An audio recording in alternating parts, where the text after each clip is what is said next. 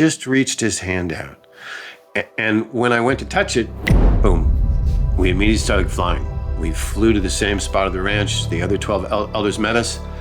And for a couple hours every night, they sort of downloaded me, giving me this information, teaching me about ancient wisdom. Its number one message was, we are not self-sustainable. And that is not the way forward. We have to return to becoming self-sustainable. That is the number one message from the ancients. Because the minute you pull back, you're not living in the future, you're not relying on money to create your things, you're not looking at a clock to determine when you should do things, how you should do things, and you have no negative thoughts. That's the other hard part. You will be in the present.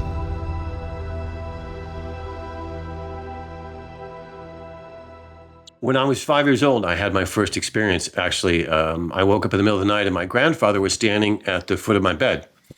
And I'd only met him once before. And he said, look, I have some things that I want you to tell my father, his son, because I'm moving on. And so he gave me a message and I got out of bed and I walked into my parents' room. And just as I come around the corner, my mother sits up in bed and says, what are you doing? Because it's 2:00 in the morning. And at the same time, the phone rings next to my father's bed. And I find out later on that it was the hospital calling to say that my grandfather had just passed. And my mother turned to me and said, look, go back to bed. And I said, well, That was the very first time, and my parents recognized that I did have a connection to the other side. When I was 14 or 15, my parents recognized that I had this ability and it was interfering with my normal life. And so they sent me to a private funded psychic research center in 1974. And I did past life regression and time suspension and all of these things as a teenager in the early 70s. About 14 years ago, I ended up getting incredibly ill and struggled for about a year to the point where I started to have really serious health problems and then ended up being hospitalized 5 different times in about a 3 or 4 month period of time, became allergic to all Western medicine. Once they even gave me drugs in the hospital and I coded out. I felt myself just leaving my body and they couldn't help me. I couldn't find a way. And then it got to this evening. It was actually January 1st, 14 years ago. 1:00 in the morning, I woke up and there's a 10-foot tall spirit standing at my bed. And having been around this most of my life, I was sort of irreverent. I just thought, gosh, I'm really glad I have high ceilings. I mean, I didn't connect to the reality of it at all, right? And I just thought, well, okay. So I kind of semi-woke up, I thought, and said, what do you want? What are you doing here? And it was just huge white being. And he just, they don't talk. It's not about conversation. But energetically, he said, I've come to let you know that I will be returning and I have some things I want to discuss with you and show you and whatever. And I thought, okay, I don't know how you got in here, but fine, go away. And went back to bed, and about 3 or 4 hours later, I woke up and I started to get incredibly ill, and so ill that I ended up in the hospital again and was going down fast. And they couldn't figure it out, and they couldn't give me any drugs. They listed all the things I was allergic to. They couldn't help me, sent me home, packed me up, and went about 10 more days. And I could feel it starting to wane suddenly. I thought, oh, I might survive this. And that night I woke up again at 1:00 in the morning, and there he was standing at my bed again. And I said, no. Last time you were here, no. I don't want this. I don't want to die. I don't want to be sick. And he just stared at me, didn't say a word. And so I took a breath and I thought, this isn't going to go away. And I felt inside of me saying, okay, all right. And he just did this. He just reached his hand out. And when I went to touch it, boom, we immediately started flying. And we were flying through the air. And as we came down, I could see that we were actually coming down right at my ranch, right in the middle of my ranch. And it's like one of those silly dreams that you have when you're flying and then suddenly you're walking fast to stop. And we both do that. And this spirit is walking in front of me. And he's picking these things out of the ground, these black spikes, it looked like.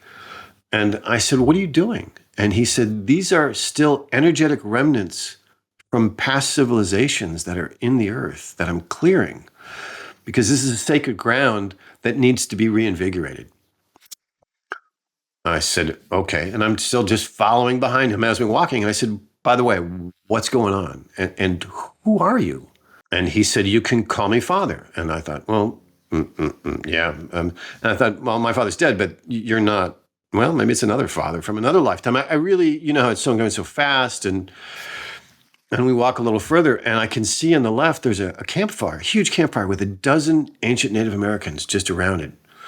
And he walks up to it, and he turns to me, and he says, "You have to understand that we're going to teach you, and we're going to train you in how to be one of us." And I thought, okay, but I don't even know who or what. And the short of it is, for the next 13 nights, every night he came to me, he put his hand out, we flew to the same spot of the ranch, the other 12 elders met us. And for a couple hours every night, they sort of downloaded me. I don't know how else to describe it, giving me this information, teaching me about ancient wisdom. And with it, they gave me a chapter of a book that they wanted me to write. And it was 13 nights and 13 chapters. And after the third night, because the father would give me the chapter first, he would kind of give me the information, and I felt it. It was almost like a seed that just came into me, and it had all of the information in it. And I would suspend it while I would go through this education with the ancients every night. And after the third night, I started to get really sick, where I was talking to my wife again. I said, I don't know what we're going to do. I don't know if I'm going to make it. I said, I can't go through these dying experiences. And so that night when Father came, he said, "Look, we recognize that the physical body is not holding up to what we thought it would." So he created literally a seed, and it looked like this monster Easter egg. And he said, "At the end of each night, I'm going to give this to you, and in it is the chapter. And that way you don't have to hold it in you while we go through the lessons." And when he put it in my hands, you could see the top had this incredible seam to it. This incredible white light was coming out of the seam. And when you moved your hands up, it opened up like a flower, and the words just came tumbling into me.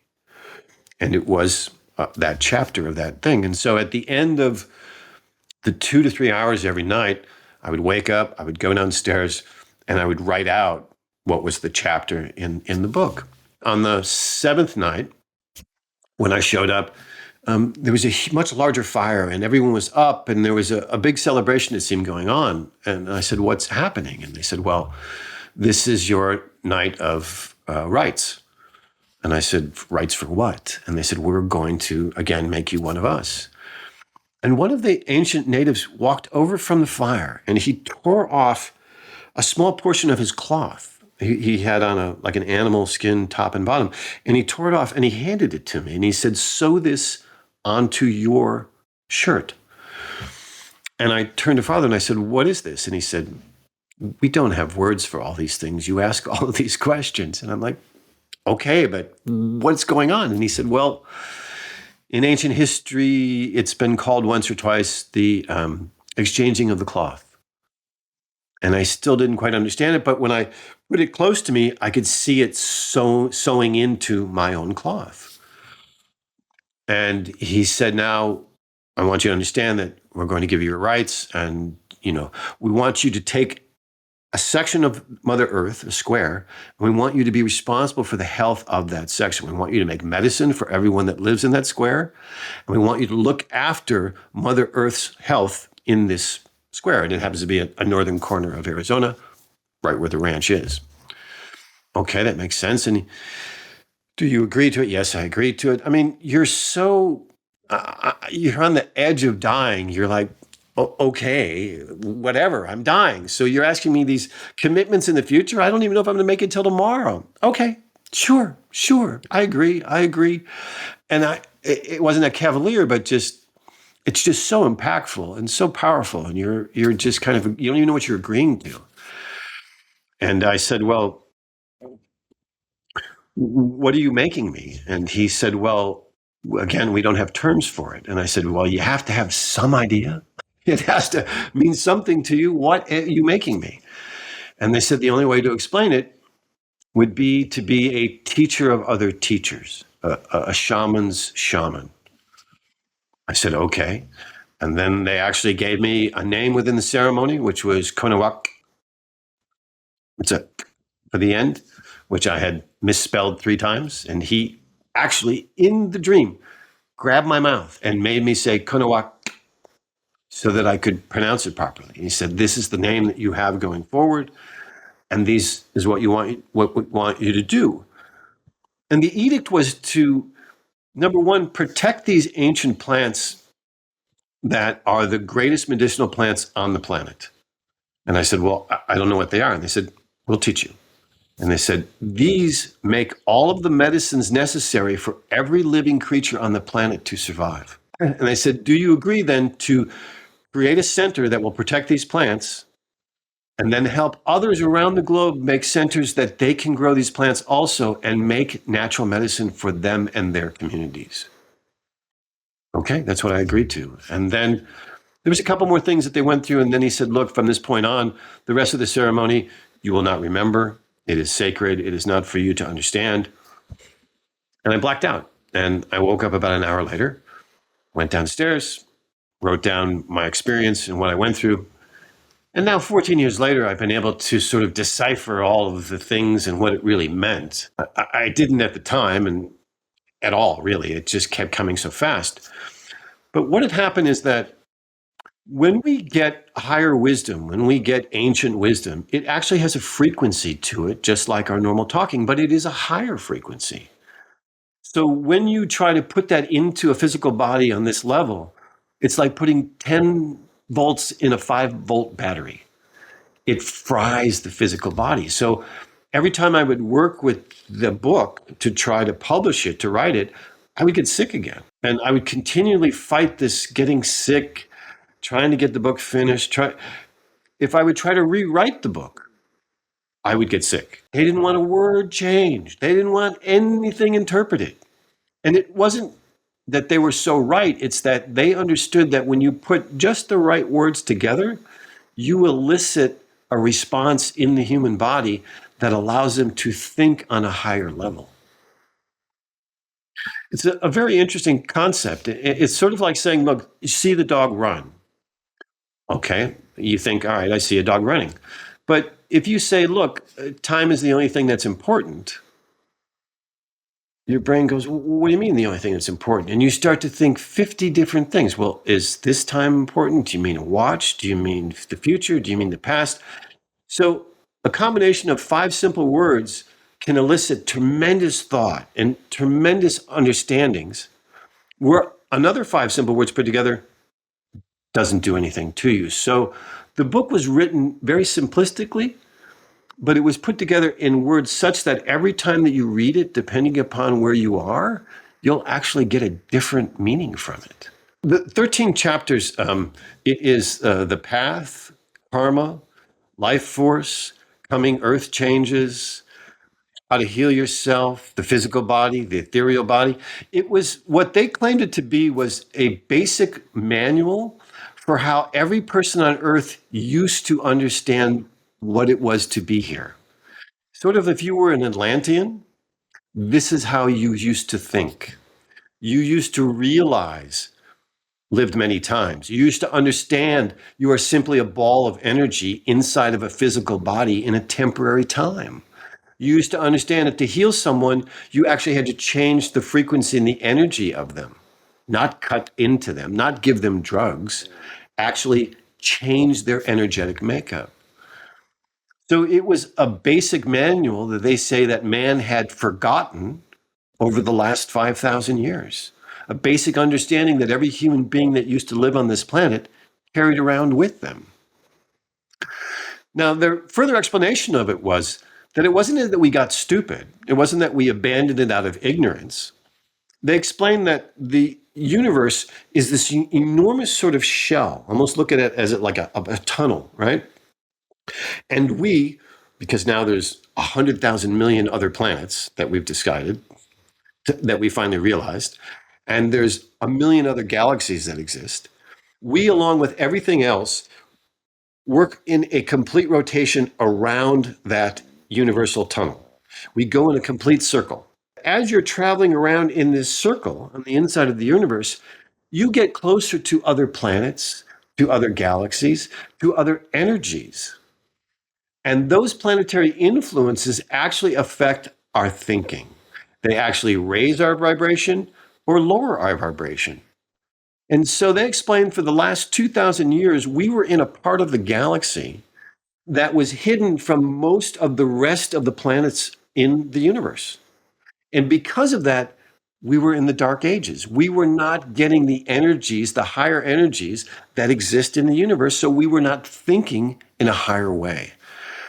And the Mayans described at 2012, not the end of the world, but a reuniting of the energies that exist in the rest of the universe that would change the planet, change the way we think, and change the way we live. So we just basically came back into the right neighborhood to start thinking clearly again. And the book was supposed to be sort of the introduction to help us remember how we used to think and live and treat the planet and each other, really. And at the end of 13 days, he came to me and he said, "That's it." He said, "For me to have come down to this level and to have communicated with you is an extraordinary event, and I will never be able to do it again. You will never see me again, but you are now a part of the other, and they will help you, these other ancient spirits, for anything that you need going forward." Because in ancient tradition, only true healers first heal themselves. That's just what they believe. They believe that great healers first have dying experiences, heal themselves, so that then they can help others do the same.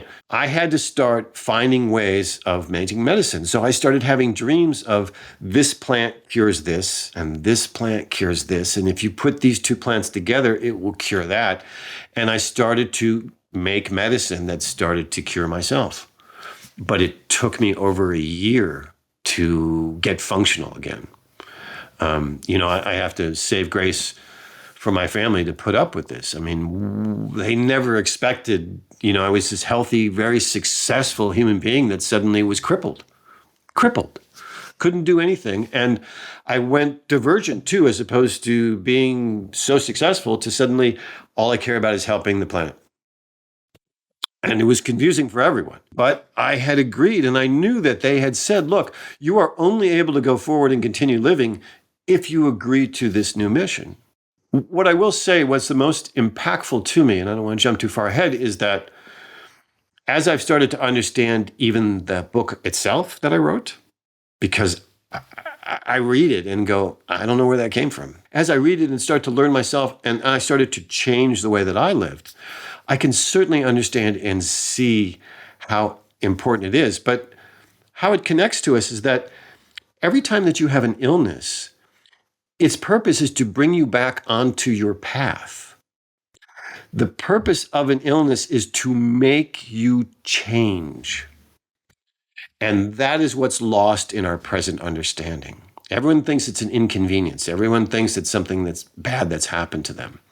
So what we find in our healing now that we try to teach people is that understand when the illness started. What were you doing? The parents were in the middle of a divorce. You were losing your job. There is 99.9% of the time a traumatic event happening in that person's life when that illness started. And that's what's connected to the illness. So until you address that issue, you will not be shown what is the physical remedy that will actually cure you. So it's not that physical remedies don't work, it's that they have to have a soul component to them for you to be able to actually have true healing. The ancients came to me last year and said, look, let's just take a normal person that's incarnate on Earth right now. They typically have had 40 to 50 lifetimes on planet Earth that's here today because they've been around a long time. They said what they do as a spiritual entity that's lived 50 times is they take 4 or 5 of their lifetimes and they put them together into a new mini me. And they incarnate with the memory of those 5 lifetimes. And the purpose is to finish any of the lessons of those 5 lifetimes so that they evolve as a whole soul. So they lived as a carpenter, as a farmer, as a doctor.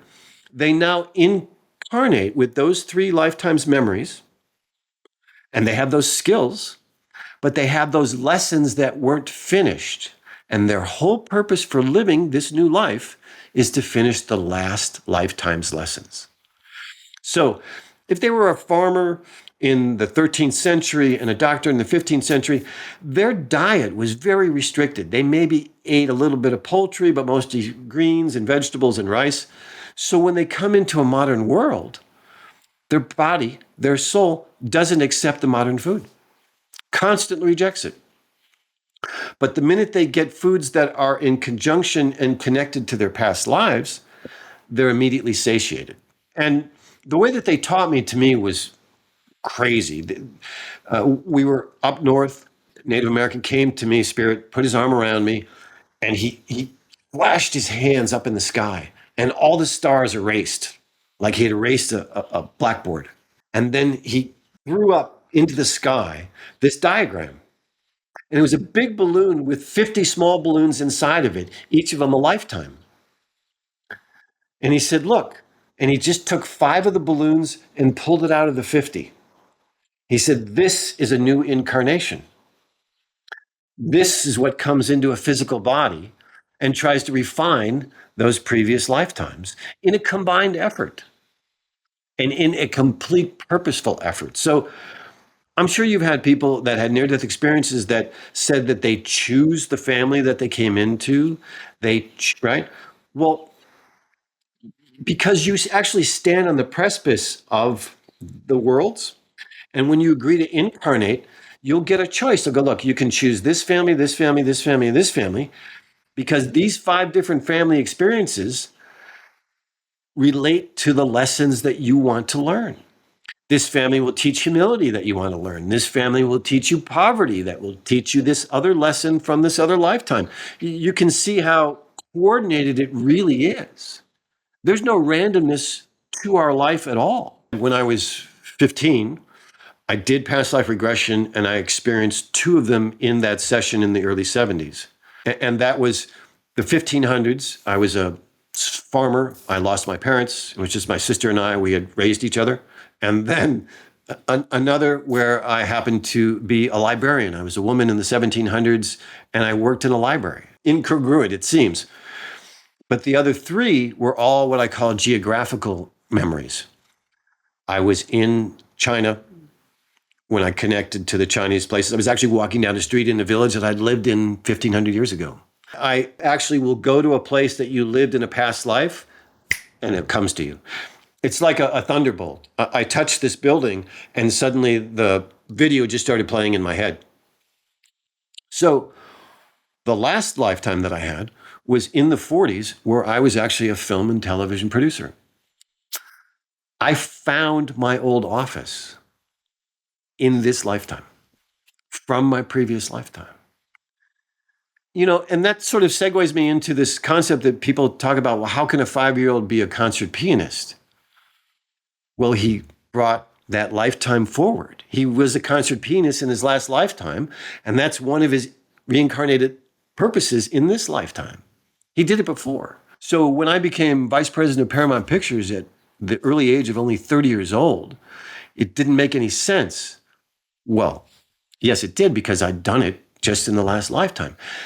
And I had that sense when I was very young. When I was 5 or 6, I knew I knew how to make movies. I didn't have the understanding. I just knew it. It was just in me. So when I got on a film set in my early 20s, it was immediate for me. It was just natural. And I went from being a production assistant to being a producer in less than 2 years. It had nothing to do with my practical experience. People would just say, well, you have an instinct for this. Yeah, last lifetime.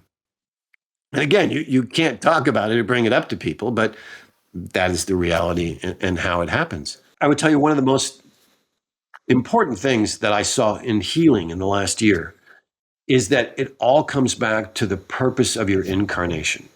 So you can come back to my 5 lifetimes, right? two as an ancient Chinese, a couple of us, as a film producer. So how would those work together, right? Well, the two lifetimes I lived in ancient China, I was a feudal warrior. All I did is go from town to town and fight. That's what you did back then in 600 AD. You got hired to fight whatever warlord was going on for a couple of years, and then you moved on to the next town and fought that fight. That's what I did. When I come into this lifetime and I'm given the circumstances that I'm giving, what did I have to do? I had to fight for my life. And I had to find a way to right the wrongs to a certain extent. I fought in a purpose of trying to make the place better. I'm doing the same thing again in this lifetime. That's how they come together. You say, well, what about the librarian? Well, it's been incredible because I'm a voracious reader and have been since I was a child. And that's helped me tremendously. That's helped me become a writer. That's helped me do the work that I'm doing. That helps me be able to do these things that gets the message out to the people. So you can take those lifetimes and see exactly why I picked those five and made this combination into what I agree to do this time.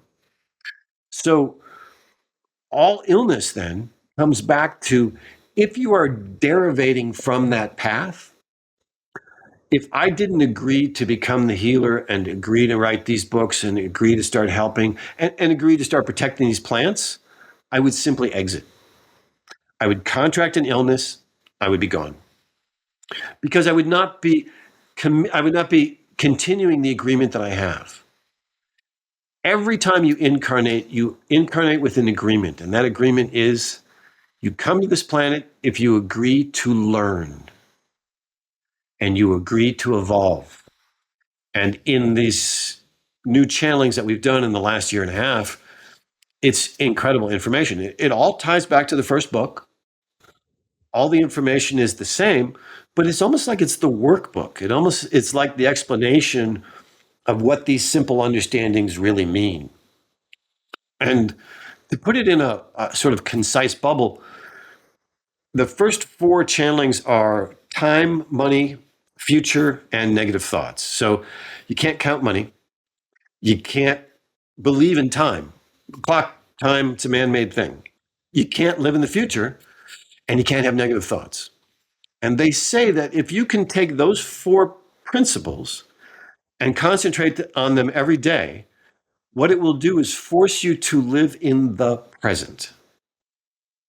Now, that's such a right, it's such a common term, but I know even myself being in this for over 60 years, it still never resonated with me. Being in the present, what does it mean? Well, I guess it means you're supposed to be happy you're here. But now I understand because they really mean it. They mean you never look at a clock. Ever. Ever. Because what it does is it constricts your ability to think. It constricts you're like, oh, I only have 5 minutes. That's not true. I'm constantly being proven that that's not true.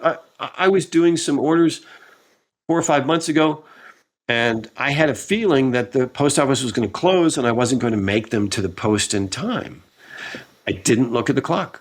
I said, well, I have an intuition that I should just keep going. And so I did. And I finished the order, and it was 10 minutes after 5, post office is closed. I then had the intuition, well, I should still go to the post office. I thought, well, and because you have to battle your mind. Your mind says, what are you, an idiot? You really going to listen to this stuff all the time? Put the stuff in the car, went to the post office. I thought, well, the grocery store is just a block past. I'll go to the grocery store if nothing happens. I pull into the post office. Sure enough, it's closed. I kind of chuckle to myself. And as I'm about to leave, I see the main gate open. And the head postmaster, who I know, is rolling out a cart because he's coming out to get all of the mail that's in the drive-through. And he sees me and he waves. And so I pull up to him and he says, what are you doing? I said, well, I kind of had these packages, but you're closed. He said, put them in my basket. Put them in his basket. I didn't even have to get out of the car to go to the post office that day. But had I listened to the clock, I would have actually curtailed my ability to live in the present. I would have changed everything that I was doing. They say the same thing about money. The minute you count money is the minute you limit yourself. The minute you say, okay, I've got to raise $5,000 to buy a new car, I've got to work this many hours, I have to, well, that's it. You've just told the universe that the only way you're going to get a new car is if you work more hours at a job that you hate. And that means that nothing else can happen. No one can give it to you. You can't win the lottery. Your brother can't give it to you because he bought a new car and thought you needed one. Nothing else can happen but your limiting thought of, I must now make money to get my thing. Can't count money, can't count time, can't live in the future. How do you do that? How do you do it in the modern world? I got to make a dentist appointment next week. You have to start operating intuitively. When someone says, what are you doing tomorrow? You have to say, living. So, well, but what are you going to do? I don't know. When I wake up in the morning, I'll know. And they're like, well, no, you can't live that way. Yes, you can. That's how we lived for thousands of years. That's how the ancients lived. Do you really think the Atlanteans walked around with wristwatches on their wrist? No. All of that traps us into having limited perspective and not being connected to everything. Because the minute you pull back, you're not living in the future. You're not relying on money to create your things. You're not looking at a clock to determine when you should do things, how you should do things. And you have no negative thoughts. That's the other hard part. You will be in the present. It will force you to be in the present. And what that does then is that means that you start to connect to everything. Because the brain is not running this minutia. I mean, the majority of the people out there have 100 thoughts in their heads all the time. And that's what separates them from the creator and from the life force that exists amongst us. I can go a couple days at a time without any thought. It's the only key to connect to exactly what's going on. So when I get up every morning, like the ancients, they would go to the river, they would wash their face, they would cleanse themselves, they would give thanks to the four directions, and they would sit in silence to wait for their intuitive direction of what to do that day. They would then be guided that this field is going to have a deer so that you can feed your family. This creek has berries that are finally ripening that you can pick. The only way you can connect to everything is if you have no thought. That's the only way it can get in.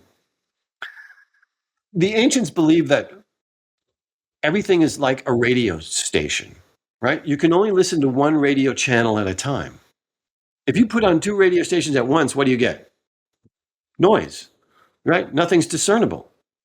Well, that's how most people are operating. They have so much going on, there's no room for their intuition to be heard. There's no room for their soul to actually connect and direct them.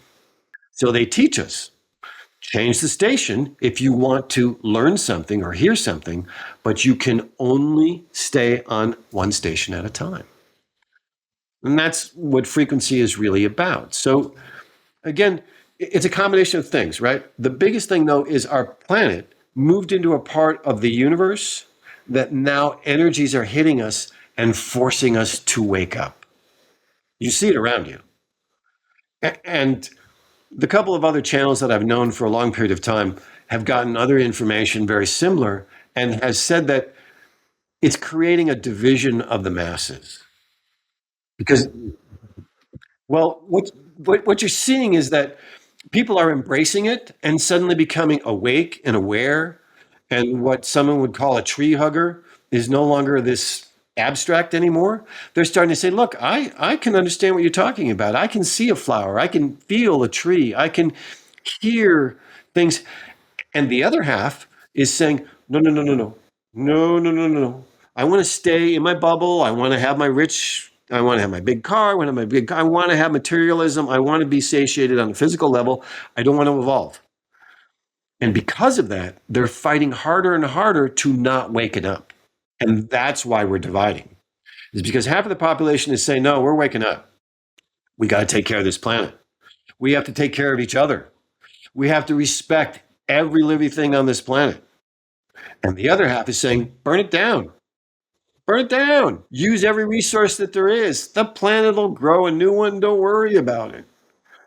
And they're forcing a divide further and further and further.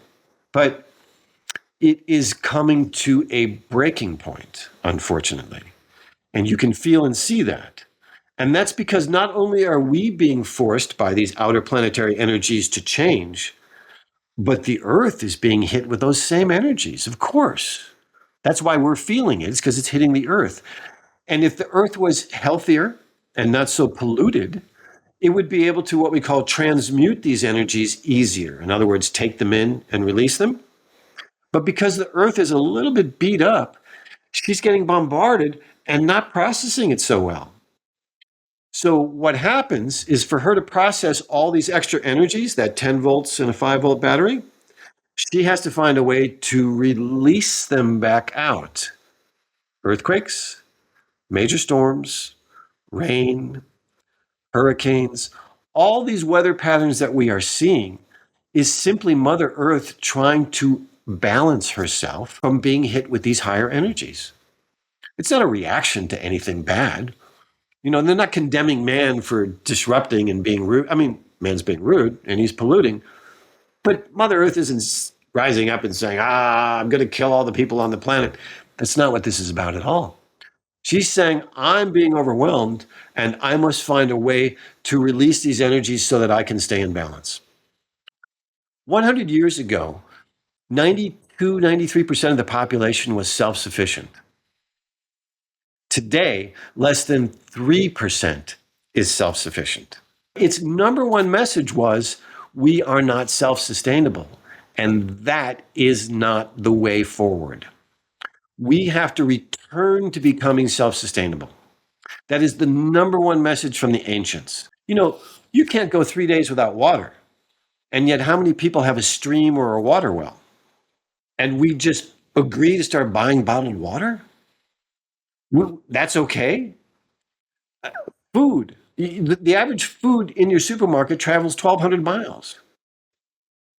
Again, all these things are so out of balance. You start to heal yourself by simply growing your own plants. It's not a Pollyanna sort of like you should grow your own plants so that you can survive. It's much, much, much further than that. When you start to consume the things that you grow, you will see your health change 100%. But even further than that, like I said, if you really pay attention to it, you don't have to eat as much food because it's grown in such a perfect way with such great love that the consumption is smaller. But I digress a little bit because the answer is really you have to start growing your own food. You have to start moving towards being self-sustainable, not just because there's not going to be food available, because that's the way this planet is supposed to be. The creator didn't go and make this incredible world so that some entity could come in and charge you money for water and for power and for food. Do you really think God created this world so that you have to make money so that you can survive? It is so out of control. It makes me mad. Mad, not angry, but in just what? All of these resources are supposed to be free. We as human beings are supposed to enjoy the fruits of the earth, what it grows, what it has in terms of water, substance, making your own housing. All of that is supposed to be free. Why?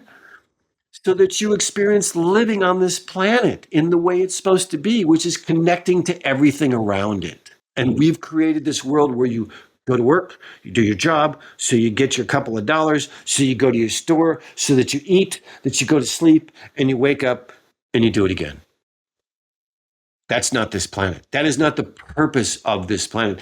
And that is not creating a spiritual evolution for anyone. Who is growing and learning living that type of life? Start growing your own food, start becoming self-sustainable. And that is the path actually to your spiritual enlightenment because it will connect you to everything you have been disconnected from.